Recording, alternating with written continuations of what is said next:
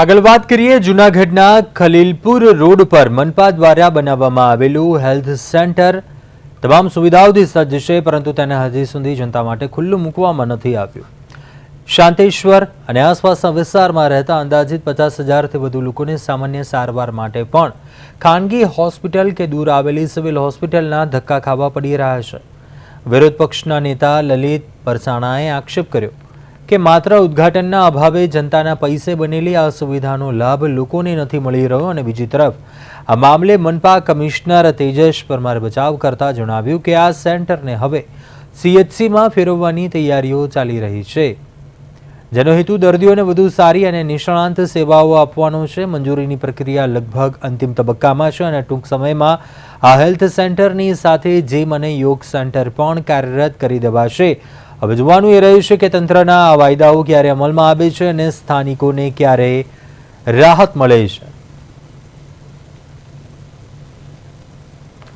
વધુ વિગતો મેળવે સંવાદદાતા યજ્ઞેશ ભટ્ટ લાઈવ જોડાયા છે જૂનાગઢથી। યજ્ઞેશ, કરોડોના ખર્ચે બનાવાયેલી હોસ્પિટલ ધૂળ ખાઈ રહી છે, લોકોને આરોગ્યની જે સેવાઓ માટે દર્દીઓને દૂર સુધી કદાચ ક્યાંક ધક્કા ખાવા પડી રહ્યા છે। શું છે આખો આ સમગ્ર મામલો, શું વિગત? જૂનાગઢ શહેરમાં સાંપ્રત આરોગ્ય કેન્દ્ર ધૂળ કરોડોના ખર્ચે તૈયાર કેમ નથી થતું કાર્યરત? મહાનગરપાલિકાના વિરોધ પક્ષના નેતાના અનેક સવાલો।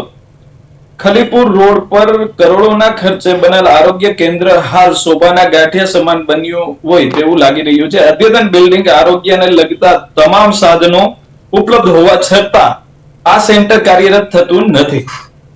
આ વિસ્તારમાં હજારો લોકોને સારવાર માટે સિવિલ હોસ્પિટલમાં જવું પડે છે, ત્યારે આરોગ્ય કેન્દ્ર કાર્યરત થાય તો નજીકમાં દર્દીઓને તાત્કાલિક સારવાર મળી શકે તેવું બીજું આરોગ્ય કેન્દ્રની બાજુમાં આવેલ યોગ સેન્ટરને પણ તાળા લાગ્યા છે। ત્યારે મનપાના વિરોધ પક્ષના નેતાએ કોની રાહ જોવાઈ રહી છે ઉદ્ઘાટનમાં તેવા આક્ષેપો કર્યા છે। જી યજ્ઞેશ, ચોક્કસથી વાત કરીએ, વિપક્ષ દ્વારા આ મામલે શું કોઈ રજૂઆત કરવામાં આવી છે કે કેમ, અગાઉ તમે જેમ જણાવ્યું તેમ, અને બીજી તરફ મ્યુનિસિપલ કમિશનર દ્વારા આ મામલે શું સ્પષ્ટતા કરવામાં આવી છે તેમના આ મામલો ધ્યાને આવ્યા બાદ, તે મામલે શું વિગતો?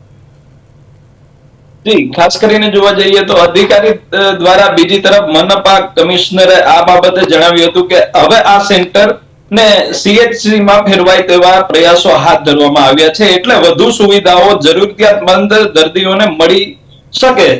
થોડી ઘણી મંજૂરી લેવાની બાકી હોવાની પ્રક્રિયા પણ લગભગ પૂર્ણ થઈ ગઈ છે, એટલે અદ્યતન હેલ્થ સેન્ટર તેમજ જીમ સેન્ટર પણ શરૂ કરી દેવામાં આવશે તેવું કમિશનર દ્વારા જણાવવામાં આવ્યું હતું। જી ચોક્કસથી વિરોધ પક્ષના નેતા દ્વારા પણ શું આક્ષેપો કરવામાં આવ્યા, કયા કયા મુદ્દાઓને લઈને આ રજૂઆત છે તે કરવામાં આવી છે કે કેમ, શું આક્ષેપો કર્યા છે?